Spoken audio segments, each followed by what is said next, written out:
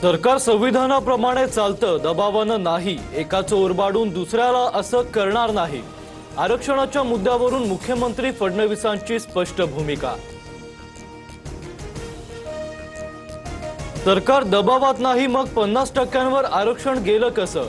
1994चा GR रद्द का करत नाहीत? काही जाती ओबीसीत कशा घातल्या? जरांगेंचा फडणवीसांना सवाल. एखादा मंत्री ओबीसी म्हणून त्यांना टार्गेट करणं योग्य नाही. चंद्रशेखर बावनकुळेंनी जाणीवपूर्वक कुणाचंही प्रमाणपत्र रद्द केलेलं नाही. मुख्यमंत्री फडणवीसांचं जरांगेंना उत्तर. मुख्यमंत्र्यांकडून फक्त बावनकुळेंची पाठराखण नसून ही मराठ्यांची उघड धमकी. फडणवीसांनी मराठ्यांबाबत अन्यायकारक बोलू नये, जरांगेंचं वक्तव्य. एकनाथ शिंदेंच्या नियुक्तीवर कपिल सिब्बल यांचा हल्लाबोल. शिंदेंची मुख्य नेता नियुक्ती लोकशाही विरोधी. 2018चा घटना बदल असंविधानिक, तर शिंदेंची नियुक्ती संवैधानिक कशी? सुप्रीम कोर्टात सिब्बल यांचा जोरदार युक्तिवाद. पक्षफुटीचा मुद्दा सोडवण्याचा अधिकार आयोगाला नाही. शिवसेना पक्षचिन्ह देण्याचा निर्णय हा फक्त विधिमंडळ पक्षाच्या बहुमतावर झालाय. कपिल सिब्बल यांच्याकडून निवडणूक आयोगावर ताशेरे.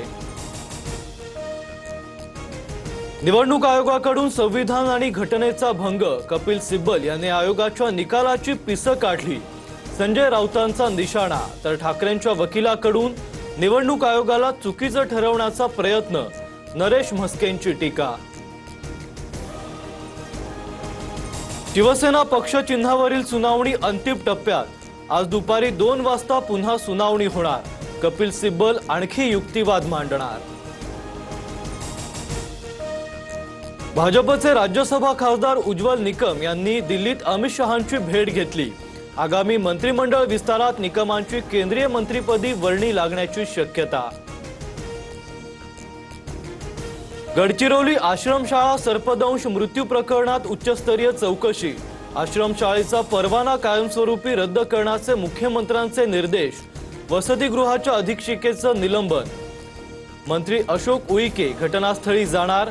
सर्पदंशानं 3 जणींचा मृत्यू, एक अद्यापही बेशुद्ध स्थितीत.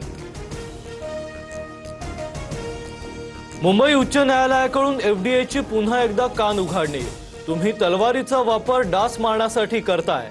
FDA केवळ आपल्या अधिकारांचं प्रदर्शन करतंय, कोर्टानं फटकारलं.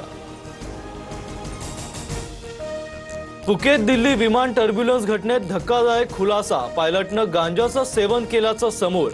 घटनेसंदर्भात आंतरराष्ट्रीय चौकशी सुरू. एअर इंडियाच्या CEO कडून MOCA आणि DGCAच्या वरिष्ठ अधिकाऱ्यांची भेट.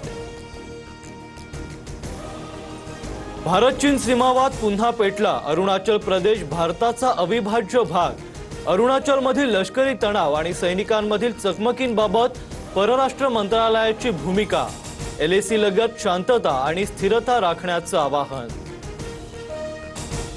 अमेरिकेनं तेहरानच्या अटी मान्य करेपर्यंत हॉर्मुझची सामुद्रधुनी बंदच राहणार. इराणच्या सर्वोच्च राष्ट्रीय सुरक्षा परिषदेच्या सचिवांची भूमिका. पोलादपूर महाबळेश्वर आंबेनळी घाट 16 ऑगस्टपर्यंत बंद. अतिवृष्टीच्या पार्श्वभूमीवर मोठा निर्णय. आंबेनळी घाटातून सर्व प्रकारची वाहतूक बंद.